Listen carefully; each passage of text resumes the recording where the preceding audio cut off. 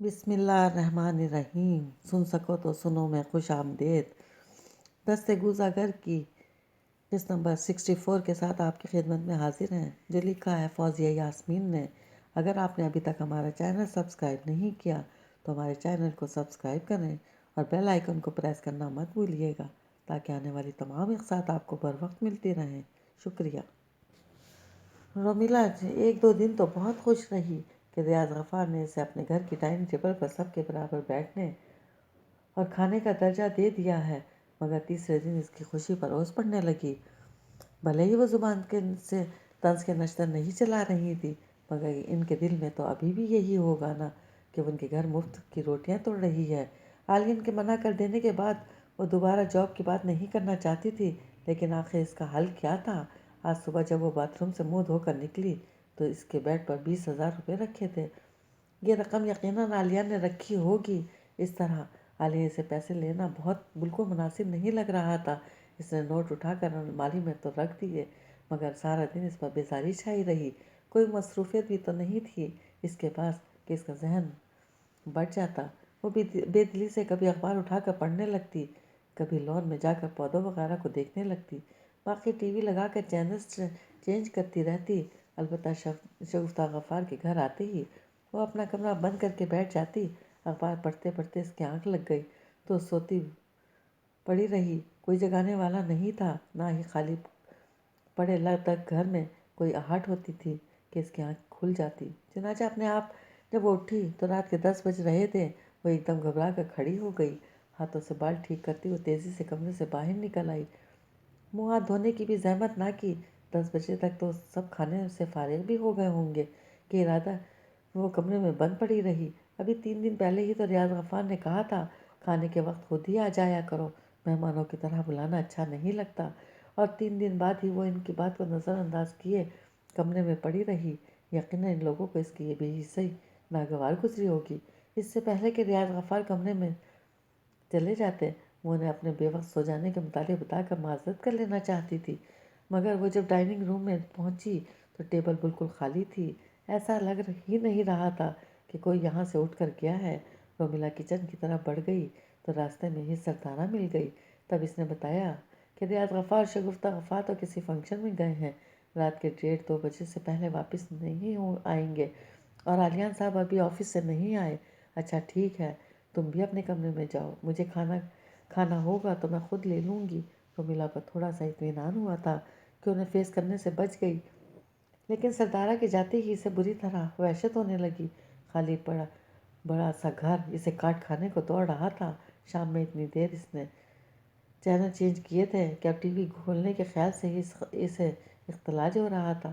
وہ لاشعوری طور پر عالیان کے آنے کا انتظار کرنے لگی کہ وہ آئے تو وہ عالیان کے دیے پیسے بھی اسے واپس کر دے، وہ اس سے دو ٹوک بات کرے کہ اسے جاب کرنے کی اجازت دے دیں۔ وہ اس کے پیسوں پر پڑھائی نہیں کرنا چاہتی۔ وہ ادھر سے ادھر پھرتے ہوئے باقاعدہ جملے ترتیب دینے لگی کہ اسے عالیان کو کس طرح قائل کرنا ہے، اور جب اس نے ساری تیاری کر لی تب اس کی نظر ٹی وی میں رکھے بڑے سے وال یونٹ پر جم گئی۔ اس میں طرح طرح کے بیش و قیمت ڈیکوریشن پیسز رکھے تھے، انہی کے ساتھ ایک خانے میں شطرنج بھی رکھی تھی۔ کانچ کے خوبصورت سیاہ سفید مہروں کو دیکھتے وہ بے اختیار ان کی طرف کھینچی چلی آئی۔ بالآخر اسے وقت کاٹنے کے لیے مصروفیت مل ہی گئی۔ تھوڑی دیر بعد وہ لاؤنج میں بیٹھی دونوں طرف کی بازی اکیلے کھیلنے میں اتنی منہمک ہو گئی کہ اسے عالیان کے آنے کی خبر ہی نہ ہوئی۔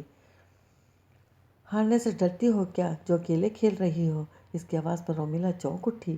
وہ ایک ہاتھ میں بریف کیس پکڑے دوسرے ہاتھ سے کوٹ کندھے پر ڈالے ایسے کھڑا تھا جیسے کمرے میں جاتے جاتے رک گیا ہو۔ رومیلا کا دل چاہا کہہ دے اکیلا انسان ہر کام اکیلے ہی کرتا ہے، مگر اس جملے میں بڑی مسکینیت بھری تھی۔ اسے کہنے کا مطلب تھا وہ اس کی ہمدردیاں سمیٹنا چاہتی ہے، جبکہ اسے ایسی کوئی خواہش نہیں تھی۔ جبھی اپنی فطرت کے برعکس محض ڈائلاگ بولتے ہوئے کہنے لگی، نہیں، مغرور ہونے سے ڈرتی ہوں، اس لیے اکیلی کھیل رہی ہوں۔ اس کی بات پر عالیان کے چہرے پر مخصوص دل فریب مسکراہٹ ابھر آئی تھی۔ کچھ آتا بھی ہے یا بس مہرے آگے کر رہی ہو؟ وہ قریب آ کر بساط پر بچھے مہروں کو دلچسپی سے دیکھنے لگا۔ میدان سے باہر بیٹھ کر کھلاڑیوں کی صلاحیتوں کا اندازہ مت لگائیں، یہ سراسر حماقت ہے۔ رومیلا کی جھنجھلاہٹ کہیں تو نکلنی تھی۔ گویا میدان میں کودنے کی دعوت دے رہی ہو۔ عالیہ نے ہاتھ میں پکڑا بریف کیس اور کندھے پر ڈالا، کوٹ ایک طرف رکھ دیا اور اس کے عین سامنے آ بیٹھا۔ رومیلا کچھ حیرانی سے اسے دیکھنے لگی۔ اسے نہیں پتا تھا عالیہ کو شطرنج کا اتنا شوق ہے کہ معمول سے اتنا لیٹ آنے کے باوجود چلتی ہوئی بازی کھیلنے بیٹھ جائے گا۔ درمیان میں کھانا کھائیں گے آپ؟ رومیلا نے پوچھا۔ میں تو کھا کر آ رہا ہوں۔ ہاں، اگر میرے ساتھ کھیلنا نہیں چاہتی تو الگ بات ہے۔ ویسے بھی شطرنج میں مجھے ہرانا آسان کام نہیں ہے۔ عالیہ کا لہجہ صاف چیلنج کرنے والا تھا۔ کوئی کام آسان ہوتا ہی کب ہے؟ رومیلا بڑبڑانے والے انداز میں بولی اور مہرے سیٹ کرنے ہی لگی تھی کہ عالیان بول پڑا۔ چلو یہ لو، ادھوری بازی ہی پوری کر لیتے ہیں۔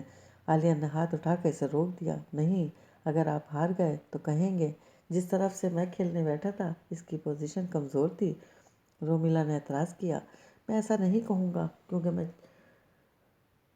یہ ہاروں گا ہی نہیں۔ عالیہ نے اگلا جملہ تھوڑا سا رک کر کہا، پھر اپنی بات پر خود ہی ہنس دیا۔ باری کس کی ہے؟ عالیہ نے بغور چیس بورڈ پر پھیلے مہروں کا جائزہ لیتے ہوئے پوچھا تو رومیلا نے اس کو بغور جائزہ لیتے ہوئے کہا، آپ کی۔ اس کا دل چاہ رہا تھا وہ عالیہ سے پوچھے کہ کیا اس کے رویے میں واقعی تبدیلی آ گئی ہے یا یہ اس کا وہم ہے۔ شادی کے شروع چند دنوں میں عالیہ اس کی طرف دیکھنا بھی گوارا نہیں کرتا تھا۔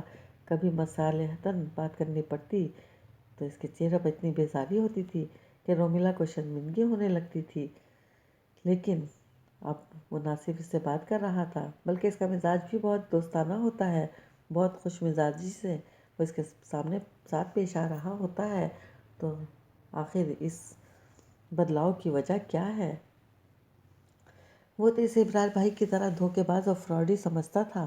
پھر کیا وجہ ہے کہ اس کے والدین اور بہن کا رویہ ہنوز ہونے کے باوجود اس کا رویہ اس قدر تغیر کا شکار ہو گیا ہے؟ وہ کسی خوش فہمی میں مبتلا نہیں ہونا چاہتی تھی۔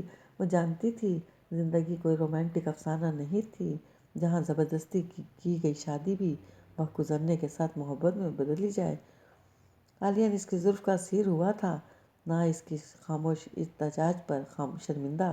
پھر کیوں وہ باقی گھر والوں کی طرح اس سے نفرت نہیں کر رہا؟ کیا بات ہے؟ عالیہ نے شطرنج پر خوب غور و خوض کرنے کے بعد اپنی طرف سے چال چلی اور جیسے ہی نظر اٹھا کر رومیلا کو سوچ میں ڈوبا دیکھا تو پوچھ بیٹھا، آج صبح میرے بیڈ پر پیسے؟ ہاں، میں نے رکھے تھے۔ عالیہ نے اس کی وہ بات کاٹ دی اور مزید کہنے لگا، میں تمہارے ہاتھ میں دینا چاہتا تھا مگر ٹائم ہی نہیں مل رہا تھا۔ آج بھی مجھے یقین تھا کہ میں لیٹ آؤں گا، تب تک تم اپنے کمرے میں چلی گئی ہوگی۔ صبح پھر میں جلدی میں نکل جاتا ہوں، اس لیے صبح تمہارے کمرے میں رکھ کر چلا گیا۔ تمہیں اگر وہ پیسے کم لگیں تو اور بھی لے سکتی ہو، بلکہ وہ پیسے کم نہیں ہیں، بہت زیادہ ہیں، مگر وہ میرے مسئلے کا حل نہیں ہے۔ میں آپ کی والدہ کو اپنے یہاں رہنے پر کھانے پینے کا خرچ تو نہیں دے سکتی نا۔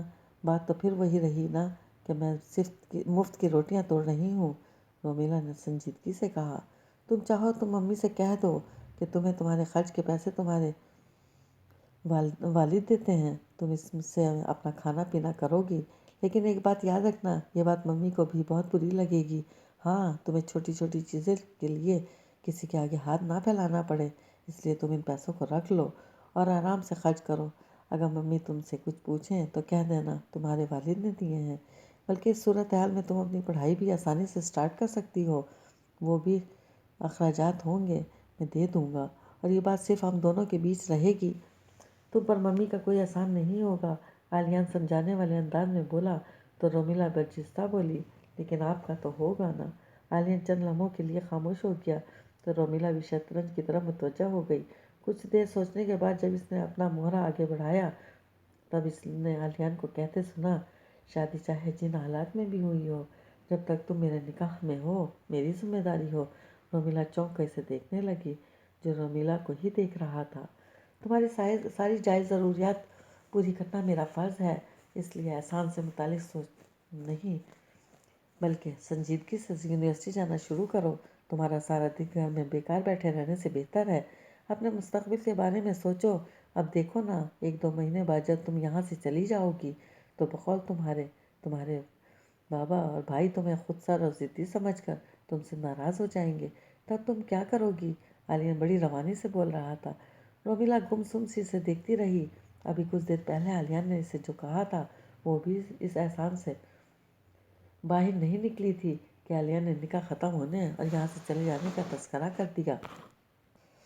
वो तो जैसे लम्हा भर में अर्श पर पहुंचकर वापस फर्श पर आ गिरी थी। पता नहीं कल को भाई भाभी का रवैया कैसा हो।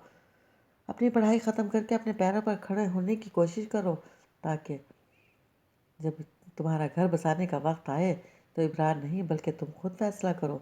इस पल वही एक वक्त रोमिला को कई चीज़ों का अदराक हुआ। इसने तो सोचा था कि वो यहाँ से चली जाएगी, लेकिन यहाँ से जाने के बाद ज़िंदगी ख़त्म नहीं होगी, ये तो इसने सोचा ही नहीं था। इसने तो ये सोचा था कि आलिया से इसे कभी बीवी नहीं मानेगा, लेकिन वो तो इसे दिलो जान से शौहर मान चुकी है, तो ये इसने सोचा ही नहीं था। इसने तो ये तो सोच कि आलिया ने इसके यहाँ से चले जाने वाली बात पर यकीन कर लिया है, लेकिन अगर वो ऐसा कर सकी या बरीरा का घर बचा सकी, तब वो आलियान से आँख कैसे मिलाएगी, ये तो इसने सोचा ही नहीं था। इसे खामोश देखकर आलियान को लगा वो किसी सोच में गुम है। तभी चौंकाते हुए बोला, चलो तुम्हारी बारी है। रोमिला खाली खाली नज़रों से शतरंज के मोहरों को देखने लगी, जो अपनी मर्जी से कोई कदम नहीं उठा सकते थे। रोमिला ने खामोशी से एक मोहरा आगे कर दिया तो आलियान बेसाख्ता बोला, ये क्या कर रही हो? तुम्हारा रुख पिट जाएगा। रोमिला का एहसास खींचते हुए गेम पर ध्यान देने लगी। बनता है तो पिटता है तो पिट जाए। आपने बताया क्यों? ऐसी गलतियां करके बच्चों वाला खेल खेलना मुझे पसंद नहीं। मैं तो समझ रहा था तुम्हें अच्छी शतरंज आती होगी, तभी बैठ गया था। रोमिला ने सारी सोचों को झटकते हुए पूरी तवज्जो शतरंज पर मरकूज कर दी। मैं अच्छा खेलूं या बुरा, लेकिन मैं खेल में किसी की मदद नहीं लेती, लिहाजा इस रुख को पिटने दें। आलिया ने इसकी बात पर कंधे उचकाए और इसका एक मोहरा पीट कर साइड में रख दिया। रोमिला मजीद कोई गलती नहीं करना चाहती थी, इसलिए पूरे ध्यान से खेलने लगी। जब भी थोड़ी देर बाद इसने आलियान की गलती को पकड़ लिया। अब आप गलत चाल चल रहे हैं। आपने घोड़े को यहाँ रख दिया है, इससे आपका वजीर ख़तरे में आ गया है, रोमिला ने बड़े जोर से बताया। तो आलियान चौंके बगैर बोला, अरे हाँ, ये तो मैंने देखा ही नहीं। खैर, मैं भी तुम्हारी तरह मदद नहीं लूँगा, लिहाजा इस वजीर को पिटने दो। आप वज़ीर को पिटने के लिए छोड़ रहे हैं, हालांकि कहा जाता है वज़ीर के पिटने से आधी मात हो जाती है। रोमिला हैरानी से बोली, अब जो होना था सो हो चुका, आलिया ने लापरवाही से कहा। तो रोमिला मशकूक अंदाज में इसे देखने लगी। कहीं आप इस वज़ीर को जानबूझकर तो नहीं पिटवा रहे? रोमिला कभी इसे और कभी शतरंज पर बिछे मोहरों को देखने लगी। इसके पिटने से आपको क्या फ़ायदा है? आपने इसे क्यों चला है? अरे यार, तुम्हें जो चाल चलनी है चलो, ये क्यों सोच रही हो कि मैं क्या सोच रहा हूँ? आलिया ने हल्के फुल्के अंदाज में कहा। अगर ये पता चल जाए कि आप क्या सोच रहे हैं तो मेरा खेल आसान हो जाएगा ना? रोमिला ने एक नज़र आलियान को देखा और गहरे लहजे में कहा, मगर आलियान शायद समझा नहीं, तभी खामोश रहा। और आखिर कुछ देर बाद रोमिला ने इसका वज़ीर पीटते हुए कहा, समझ में नहीं आ रहा आपने इसे क्यों पीटने दिया। बहरहाल मैं इतना गोल्डन चांस मिस नहीं कर सकती। रोमिला ने मोहरा चेस बोर्ड से उठाकर साइड पर रख दिया। आलियन कुछ देर सोफे की बैग से टेक लगाए आरामदेह हालत में बैठा बोर्ड को देखता रहा। फिर सीधा होते हुए इसने बड़े सुकून से अपने घोड़े को आगे बढ़ाया और बड़े एतमाद से बोला, जेट एंड मैट, शह और मात। रोमिला चौंक उठी। इसका बादशाह वाकई खतरे में आ गया था। अभी वो गौर भी नहीं कर पाई थी कि आलियन अपनी जगह से खड़ा हो गया। अरे अरे, आप कहाँ जा रहे हैं? एक मिनट मुझे सोचने तो दें। तुम्हें जितनी देर सोचना है सोचो, मैं ज़रा चेंज वगैरह कर लूँ, मुझे नेट पर थोड़ा काम करना है। अरे वाह, आप यहाँ से हट गए तब आकर। अगर मैंने कोई चाल सोची तो आप यही कहेंगे ना कि मैंने बेईमानी की है। रोमिला चेस बोर्ड को देखते हुए जल्दी जल्दी बोली। तो आलियान बेख्तियार हंस दिया। तुम कोई बेईमानी कर ही नहीं सकती। रोमिला चाल सोचने में इतनी मसरूफ़ थी कि इसके जुमले पर ध्यान ही न दे सकी, जबकि आलियान अपनी जगह से हटकर ज़मीन पर रखा ब्रीफकेस उठाने लगा। अरे मैं कह रही हूँ ना, आप रुकें तो सही, मुझे सोचने तो दें, क्या पता अभी भी कोई रास्ता बाकी हो। रोमिला तेज़ी से बोली, सारे रास्ते बंद हो चुके हैं, देखो। आलिया ने कोट उठाकर कंधे पर डाला और खड़े खड़े ही ज़रा सा झुककर उंगली मुख्तलिफ खानों में रखते हुए कहने लगा, ये देखो, ये मेरे घोड़े का घर है, यहाँ तुम्हारा बादशाह नहीं आ सकता। تمہارے پاس اب کوئی گھر نہیں ہے، تم ہار چکی ہو، عالیان کہتا واپس مڑ گیا۔ رومیلا اس کی بات پر غور کرتی رہی اور اس کے پاس واقعی اب کوئی گھر نہیں تھا، اور جب اس نے واقعی قبول کر لیا ہے کہ وہ ہار گئی ہے تو وہ نظریں اٹھا کر خود سے دور جاتے عالیان کو دیکھنے لگی۔ وہ دوسری منزل پر جاتی سیڑھیاں چڑھنے شروع ہو گیا تھا۔ رومیلا نے اس کی پشت پر نظریں جمائے صرف ایک مورے کو اپنی جگہ سے ہٹا کر دوسرے خانے میں رکھ دیا اور بڑی سنجیدگی سے بولی، ایک منٹ عالیان، کھیل ابھی ختم نہیں ہوا، ایک گھر ابھی بھی باقی ہے۔ عالیان سیڑھیوں پر رک کر تھوڑا سا سائڈ مڑ کر اسے دیکھنے لگا۔ مذاق مت کرو، مجھے ابھی بہت کام ہے، صرف ایک نظر آ کر دیکھ لیں۔ عالیان نے گہرا سانس کھینچ لیا اور سست روی سے چلتا ایک بار پھر اس کے سامنے آ کھڑا ہوا۔ انداز ایسا تھا جیسے بیٹھنے کا ارادہ نہ ہو، مگر کچھ دیر شطرنج کے مہروں پر غور کرنے کے بعد وہ رومیلا کو دیکھنے لگا جس نے اپنے بادشاہ کو ایک محفوظ خانے میں رکھ لیا تھا۔ میں نے پہلے ہی کہا تھا یہاں سے مت ہٹیں ورنہ آپ کہیں گے کہ میں نے بے ایمانی کی ہے۔ رومیلا نے کندھے اچکائے۔ نہیں خیر، یہ تو میں نہیں کہہ رہا، لیکن میں سوچ رہا ہوں یہ گھر کیسے رہ گیا۔ عالیہ نے ایک بار پھر کوٹ ایک جانب ڈال کر اس کے روبرو بیٹھ گیا، مگر اب بازی پلٹ چکی تھی۔ تھوڑی دیر بعد رومیلا نے ایک مہرہ اس کے بادشاہ کے سامنے رکھتے ہوئے اسے مات دے دی تو عالیہ کچھ دیر بورڈ کو دیکھتے رہنے کے بعد ایک دم مسکرا دیا۔ بہت اچھا کھیلتی ہو، تم ٹائم ہوتا تو ایک بازی اور کھیلتے، خیر پھر کبھی صحیح۔ عالیہ اٹھنے لگا تو رومیلا بول پڑی، اتنی آسانی سے ہار مان لی آپ نے، یہ سوچا بھی نہیں کہ ایک جیتی ہوئی بازی میں کیسے ہار گیا۔ عالیہ ٹھٹک کر اسے دیکھنے لگا، کیا مطلب؟ مطلب یہ کہ آپ ہارے نہیں ہیں، میں نے واقعی بے ایمانی کی تھی، رومیلا نے دھیرے سے کہا تو عالیہ نے کچھ زچ ہونے والے انداز میں اسے دیکھا۔ اسے اپنا وقت ضائع ہونے پر کوفت ہو رہی تھی۔ جیت ہی گئی تھی تو بتایا کیوں؟ کیونکہ اس طرح جیتنے کا کوئی فائدہ نہیں۔ جب میں جانتی ہوں کہ یہ جیت نہیں ایک جھوٹ ہے تو میں اس پر خوش کیسے ہو سکتی ہوں؟ ایسے خود فریبی و جشن کوئی اندر سے خالی اور کھوکھلا انسان ہی منا سکتا ہے، رومیلا کہتی چلی گئی۔ جب تم اندر سے خالی اور کھوکھلی نہیں ہو تو پھر بے ایمانی کیوں کی؟ عالیہ منہ بناتے ہوئے اٹھ گیا۔ رومیلا صرف اس کی پشت کو دیکھ رہی تھی۔ اس نے بے ایمانی نہیں کی تھی، صرف عالیان کو آزمایا تھا کہ کیا وہ اس جھوٹ پر اس حد تک یقین کر سکتا ہے کہ اپنی شکست قبول کر لے۔ اور اس آزمائش کے نتیجے کو دیکھ کر جہاں رومیلا کو حیرت ہوئی تھی وہیں ایک عجیب سی خوشی بھی ہوئی تھی۔ اور اب چلتے ہیں زوبیا کی طرف۔ اپنے نمبر پر ایک نامانوس نمبر دیکھ کر خرم نے سوچا پہلے تو لائن کاٹ دے، مگر پھر جانے کیا سوچتے ہوئے اس نے کال ریسیو کر لی، مگر دوسری طرف ایک انجانی نسوانی آواز سن کر الجھ گیا۔ کیا آپ خرم حسن ہیں؟ جی ہاں، آپ کون؟ دیکھیں میں آپ کا اپنا نام نہیں بتانا چاہتی، میں صرف اتنا بتا سکتی ہوں کہ میں اس ہاسپٹل سے بول رہی ہوں جہاں زوبیا ایڈمٹ ہے۔ وہ یہ کہہ کر لمحہ بھر کے لیے خاموش ہو گئی، جبکہ خرم بری طرح اس کی جانب متوجہ ہو گیا۔ زوبیا کی حالت کافی بگڑ گئی ہے، وہ آپ سے ایک بار ملنا چاہتی ہے، لیکن یہ کیوں کر ایک پولیس کیس ہے، لہٰذا کوئی بھی اس معاملے میں پڑنا نہیں چاہتا، مگر مجھے لگتا ہے آپ سے بات کر کے اور مل کر اسے تھوڑا سکون ملے گا۔ اگر ہو سکے تو اسپتال آ جائیے گا اور یہ مت بتائیے گا کہ کسی نے آپ کو کال کر کے بلایا ہے۔ یہ کہتے ہی اس نے لائن ڈسکنیکٹ کر دی تو خرم کتنی ہی دیر موبائل کان سے لگائے کھڑا رہا اور پھر بغیر یہ سوچے کہ یہ ایک پولیس کیس ہے اس معاملے سے دور رہنا ہی اچھا ہے۔ خرم وزٹنگ آورز میں زوبیا سے ملنے مینٹل ہاسپٹل چلا آیا۔ اس کی توقع کے برعکس اسے زوبیا سے ملنے میں زیادہ مشکل پیش نہیں آئی۔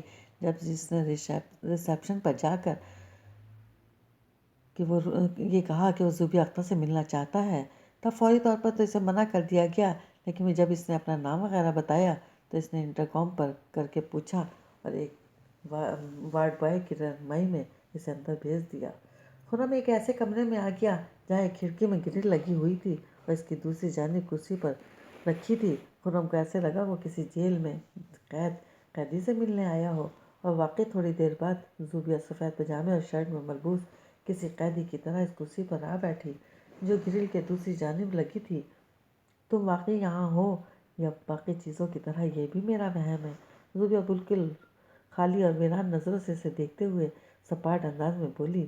وہ شکل سے اتنی کمزور اور مزمل لگ رہی تھی کہ خرم کو اسے دیکھ کر گھبراہٹ ہونے لگی۔ تم یہاں کیوں آئے ہو خرم؟ کیا تمہیں نہیں پتا کہ میں خطرناک پاگل ہوں؟ میں کسی پر بھی جان لیوا حملہ کر سکتی ہوں۔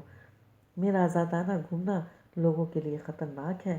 میں اس قابل ہوں کہ مجھے ایک کمرے میں بند کر دیا جائے۔ اگر وہ کمرہ جیل نہیں ہو سکتا تو کوئی بات نہیں، یہاں کے پاگل خانوں میں بہت جگہ ہے، مقصد صرف قید کرنا ہے، وہ نہیں تو یہ صحیح۔ زوبیہ خود کلامی کے انداز میں بول رہی تھی، پھر ایک دم آنکھوں کا تھوڑا سا چندیاتے ہوئے خرم کو دیکھ کر کہنے لگی، کیا تم نے واقعی مجھ سے کہا تھا کہ تمہیں شائستہ خالہ کی روح نظر آتی ہے؟ یہ محض وہم ہے کہ میں نے تمہیں ایسا کہتے ہوئے سنا؟ پھر وہ ایک دم چونک کر خرم کو دیکھنے لگی جیسے ابھی بھی سے خیال آیا ہو۔ تم نے میرے خلاف گواہی اس لیے دی ہے کہ واقعی میں نے حمید نامی شخص پر حملہ کیا تھا، یا تمہیں بھی سوئمنگ پول کی تہہ میں شائستہ خالہ کی روح نظر آئی تھی، مگر تم نے سوچا کہیں لوگ مجھے زوبیہ کی طرح پاگل نہ سمجھ لیں، اس لیے شائستہ خالہ کا نام لینے کے بجائے زوبیہ کا نام لے لوں۔ خرم خاموشی سے اسے دیکھے گیا تو وہ ایک بار پھر سپاٹ سے لہجے میں کہنے لگی، میں صرف سچ سننا چاہتی ہوں خرم، مجھے صرف سچ بس جاننا ہے، چاہے وہ کتنا ہی کڑوا کیوں نہ ہو۔ کیا تم نے کبھی شائستہ خالہ کی روح کو دیکھا ہے، یا تم بھی اوروں کی طرح مجھے بیوقوف بنا رہے تھے؟ خرم کو پچھتاوا ہونے لگا، وہ یہاں آیا ہی کیوں؟ ایک بار پھر اس کا ضمیر اسے بری طرح ملامت کرنے لگا۔ اتنے دنوں سے وہ پاگل خانے کے گھٹے ہوئے ماحول میں رہتے رہتے اس کی ذہنی حالت اور بھی ابتر ہو گئی تھی۔ وہ بیک وقت کئی شوق سے گزر رہی تھی، خود پولیس کیس بننے کا شوق، اپنے قاتل ہونے کا الزام کا شوق، اپنے پاگل خانے میں بھرتی ہونے کا شوق، اور سب سے بڑھ کر کہ خرم کو اپنے خلاف گواہی دینے کا شوق۔ اتنی ساری باتوں کو وہ کیسے جھٹلاتی؟ لہٰذا وہ شدید قسم کے بے چینی کا شکار تھی۔ ویسے ان تمام شوق سے نکلنا اشد ضروری تھا۔ چنانچہ خرم شرمندہ ہونے کے باوجود حمید پر کیے حملے کی تفصیل سے اسے آگاہ کرنے لگا، اور ساری بات تفصیل سے بتانے کے بعد کہنے لگا، میں نے تم سے واقعی جھوٹ بولا تھا، مجھے شائستہ خالہ کی روح کبھی نظر نہیں آئی، یہاں تک کہ تمہیں بھی شائستہ خالہ کی روح کبھی نظر نہیں آئی، کیونکہ ایسی کوئی روح ہے ہی نہیں۔ تمہاری شائستہ خالہ کے ساتھ جو بھی ہوا اس کا تعلق حمید وغیرہ سے نہیں ہے۔ حمید پر، اپنی دوست رخسار پر شائستہ خالہ کی روح نے حملہ نہیں کیا، بلکہ یہ سب تم نے خود کیا ہے، مگر تم جو کرتی ہو وہ تم خود بھی بھول جاتی ہو، تمہیں پتہ ہی نہیں ہوتا کہ تم نے کیا کر دیا۔ تم نے مجھ سے جھوٹ کیوں بولا تھا؟ زوبیہ کا لہجہ پہلے سے 10 گنا زیادہ سپاٹ ہو گیا۔ خرم کتنے ہی لمحوں تک کچھ بولنے کے قابل نہ ہو سکا تو زوبیہ خود کلامی کے انداز میں کہنے لگی، کیا تم بھی مجھے اپنے کسی مقصد کے تحت استعمال کر رہے تھے؟ اگر ایسی بات ہے تو شائستہ خالہ نے کبھی تم پر حملہ کیوں نہیں کیا؟ وہ تو رخسار کا سر پھاڑ چکی ہیں مجھے بیوقوف بنانے کے جرم میں۔ خرم صرف اسے دیکھتا رہا۔ تب ہی وارڈ بوائے نے آ کر ٹائم ختم ہونے کی اطلاع دی تو اپنی جگہ سے بغیر کچھ کہے اٹھ گیا۔ اس کے پاس کہنے کے لیے کچھ تھا ہی نہیں۔ وہ تو سمجھ چکا تھا زوبیہ کو کہ شائستہ خالہ کی روح کچھ نہیں کرتی، جو بھی کرتی ہے وہ زوبیہ خود کرتی ہے۔ اب تو زوبیہ کو پتہ ہی نہیں تھا کہ خرم اسے بیوقوف بنا رہا ہے، مگر پھر بھلا حملہ کیسے کرتی؟ مگر وہ کچھ بھی کہے بغیر خاموشی سے باہر نکل آیا۔ یہاں آتے وقت اس کا ذہن جتنا الجھا ہوا تھا، وہاں سے نکلتے وقت اس کا ذہن اس سے بھی زیادہ منتشر ہو گیا تھا۔ اسپتال سے باہر نکل کر جب وہ اپنی گاڑی تک گیا تو پارکنگ میں اپنی گاڑی کو نہ پا کر دنگ رہ گیا۔ اس نے بے اختیار ادھر ادھر دیکھا مگر اس کی گاڑی کہیں بھی نہیں تھی۔ تبھی ایک آواز نے اسے چونکا دیا، آپ اپنی ریڈ کلر کی اسپورٹس کار کو ڈھونڈ رہے ہیں؟ خرم نے پلٹ کر آواز کی سمت دیکھا۔ اس کے سامنے جو شخص کھڑا تھا وہ اسے جانتا تھا، مگر کہاں دیکھا تھا یہ یاد نہیں آ رہا تھا۔ آپ نے اپنی گاڑی غلط جگہ پر کھڑی کی تھی، اسے ٹریفک پولیس اٹھا کر لے گئی ہے۔ بے اختیار نو پارکنگ کے بورڈ کو دیکھنے لگا جس کے عین سامنے خرم نے اپنی گاڑی کھڑی کی تھی۔ اپنی لاپرواہی اور ذہن کے غیر منتشر ہونے پر وہ دل ہی دل میں خود کو ملامت کرنے لگا۔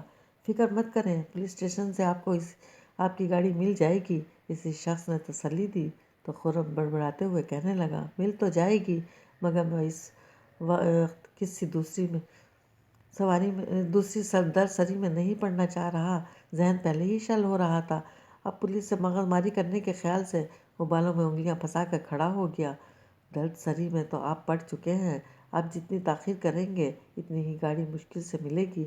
وہ شخص اپنی گاڑی کا لاک کھولتے ہوئے بولا تو خرم پلٹ کر بغور سے دیکھنے لگا۔ اچانک اسے یاد آیا کہ اس نے اس شخص کو کہاں دیکھا تھا، تب بھی بے اختیار بولا، آپ رومیلا کے ہسبینڈ ہیں نا؟ علیان گاڑی کا دروازہ کھولتے کھولتے رک گیا۔ کیا ہم مل چکے ہیں؟ علیان نے پوچھا۔ باقاعدہ ملاقات نہیں ہوئی، لیکن میں آپ کی شادی میں آیا تھا۔ خرم نے کہا، آپ رومیلا کے رشتہ دار ہیں؟ نہیں، رشتہ داری تو کوئی نہیں، ہم ایک ہی ڈپارٹمنٹ میں پڑھتے ہیں۔ خرم کو کہتے ہی خیال آیا، جانے رومیلا کے شوہر کسی ذہنیت کا ہو اور خرم اور رومیلا کے بیچ کوئی گہری دوستی سمجھ کر اس سے بدگمان ہو جائے۔ خرم وضاحت دیتے ہوئے کہنے لگا، اصل میں ان کی کزن نمل میری منگیتر ہیں، اس حوالے سے رومیلا نے مجھے شادی میں انوائٹ کر دیا تھا۔ آپ نمل کے منگیتر ہیں؟ عالیہ کی آنکھوں میں واضح طور پر حیرانی تھی، تو خرم نے صرف اسبات میں سر ہلایا۔ جب سے عالیہ نے نمل کے متعلق سنا تھا، وہ اس سے ملنے کا سوچ رہا تھا تاکہ نمل سے ابرار کے کینیڈا میں مقیم دوست جعفر اور گلفام کے فرضی نام والے شخص کے متعلق معلومات حاصل کر سکے، مگر اس کی مصروفیت اسے رومیلا سے بات کرنے کا موقع نہیں دے رہی تھی۔ اب اچانک نمل کے منگیتر کو سامنے دیکھ کر وہ چونک اٹھا تھا۔ عالیہ کو سوچوں میں گرا دیکھ کر خرم بغیر کچھ کہے آگے بڑھنے لگا تو عالیہ نے پکار لیا، آپ کہیں تو میں آپ کو پولیس اسٹیشن لے چلوں؟ نہیں، اس وقت میرا کوئی ارادہ نہیں پولیس کے منہ لگنے کا، ابھی تو میں سیدھا گھر جاؤں گا۔ خرم نے بے دلی سے کہا، تو میں آپ کو گھر چھوڑ دیتا ہوں۔ عالیہ کی آفر پر خرم نے کچھ لمحے سوچا، پھر کندھے اچکاتا اس کی گاڑی کے قریب آ گیا۔ سارے راستے ان کے بیچ ہلکی پھلکی گفتگو ہوتی رہی۔ خرم کے بتائے ایڈریس پر پہنچنے کے بعد جب خرم نے گاڑی ایک بڑے سے براؤن گیٹ کے اندر لے جانے کو کہا، تب عالیہ چونک اٹھا، تم اس گھر میں رہتے ہو؟ ہاں، کیوں، کیا ہوا؟ نہیں، کچھ نہیں، اچانک اس گھر کو اتنے قریب سے دیکھ کر تھوڑا چونک گیا تھا۔ عالیہ مسکرا دیا، مگر خرم کی سمجھ میں اس کی مسکراہٹ بالکل بھی نہ آئی۔ وہ حیرانی سے عالیہ کو دیکھنے لگا، جو بڑی دلچسپی سے گھر کو دیکھ رہا تھا۔ اس کی حیرت کو دیکھتے ہوئے عالیہ کہنے لگا، کسی زمانے میں ہم اسی گھر میں رہتے تھے، انفیکٹ میں اس گھر میں پیدا ہوا تھا۔ عالیہ اب بھی بڑے خوشگوار تاثرات کے لیے گھر کو دیکھ رہا تھا، جیسے اس گھر سے وابستہ چھوٹی چھوٹی باتیں اسے ابھی بھی یاد ہوں۔ لیکن یہ تو بلال اختر کا آبائی گھر ہے، وہ باپ دادا کے زمانے سے یہیں رہتے تھے۔ خرم بے چینی سے بولا، بلال اختر میری دادی کے پڑوسی تھے۔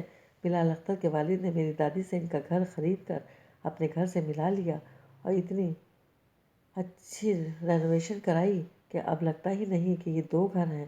عالیہ نے بتایا، پھر ایک دم چونکتے ہوئے بولا، اگر تم اس گھر میں رہتے ہو تو پھر تو تم وہی ہو جس نے گواہی پر زوبیہ مینٹل ہاسپٹل میں ایڈمٹ ہوئی ہے۔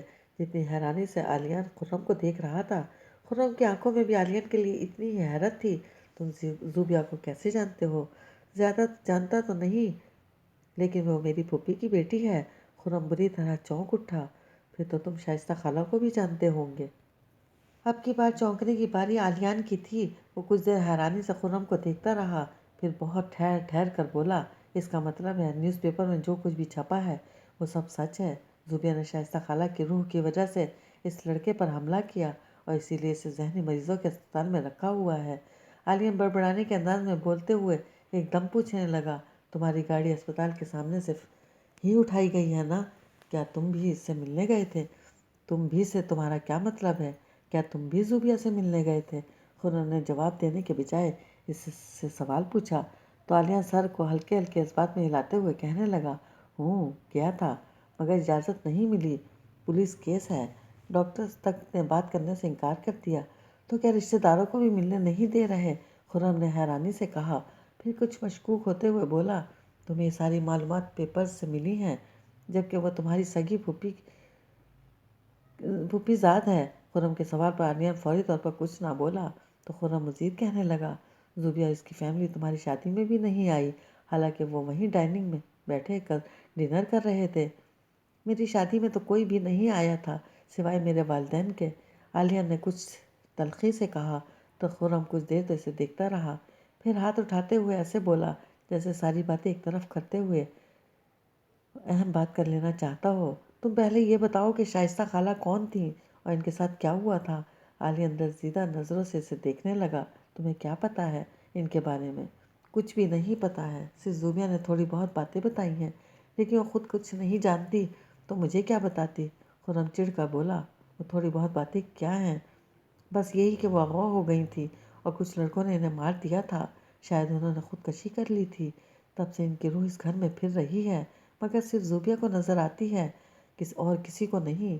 لیکن وہ زوبیہ سے بات نہیں کرتی، جو تھوڑی بہت باتیں زوبیہ کو پتہ ہیں وہ بھی انہوں نے اسے اسکیچز وغیرہ بنا کر سمجھائی ہیں۔ اس لیے زبیہ کو خود یہ یقین نہیں ہے کہ جو وہ سمجھتی ہے وہی صحیح ہے، یہ ایسے سمجھنے میں بھی غلطی ہو رہی ہے۔ خرم بیزار لہجے میں بول رہا تھا، جبکہ عالیہ اس کی بات پوری توجہ سے سن رہا تھا۔ خرم کے خاموش ہونے پر وہ قدر تعصب سے کہنے لگا، اس سے سمجھنے میں غلطی ہی نہیں ہوئی ہے، وہ کچھ بھی صحیح نہیں سمجھی ہے، یہ سب کچھ اس گھر کی وجہ سے ہو رہا ہے۔ عالیہ سر اٹھا کر اس شاندار گھر کو دیکھنے لگا جس پر کسی محل کا گمان ہوتا تھا۔ گھر کی وجہ سے ہمیں تو اتنے مہینے ہو گئے یہاں رہتے ہوئے، مجھے اور میرے پیرنٹس کو تو کبھی کوئی سایہ نظر نہیں آیا۔ خرم نے بھی ایک نظر اپنی بے مثال کوٹھی پر ڈالی اور تعجب سے کہنے لگا۔ عالیہ کی کوٹھی پر سے نظریں ہٹا کر ایسے خرم کو دیکھنے لگا جیسے تذبذب میں ہو کہ خرم کو بتائے یا نہیں۔ پھر گہرا سانس کھینچتے ہوئے اس نے سیٹ کی بیگ سے ٹیک لگا لیا اور بہت دھیمی آواز میں کہنے لگا۔ اس نے آنکھیں اپنی موند لی جیسے کچھ دیکھنا نہ چاہتا ہو۔ آج سے بہت سال پہلے اس گھر میں ہم سب بہت سکون سے رہ رہے تھے، مگر 21 سال پہلے اس گھر میں عجیب عجیب واقعات رونما ہونے لگے، جن میں سر فہرست عائشہ پھپھو، جنہیں تم عائشہ اختر کے نام سے جانتے ہو۔ پتہ نہیں کیوں ان کی طبیعت عجیب سی رہنے لگی تھی، شام ہوتے ہی ان پر گھبراہٹ سوار ہو جاتی۔ میری دادی جن کا نام سعادہ خاتون تھا، ان پر مختلف دعائیں دم کرتی رہتیں، مگر انہیں کوئی افاقہ نہ ہوتا۔ آنکھیں کھول کر ایسے ونڈ اسکرین کی جانب دیکھنے لگا جیسے وہ سارے منظر اس کی آنکھوں کے سامنے ابھر رہے ہوں۔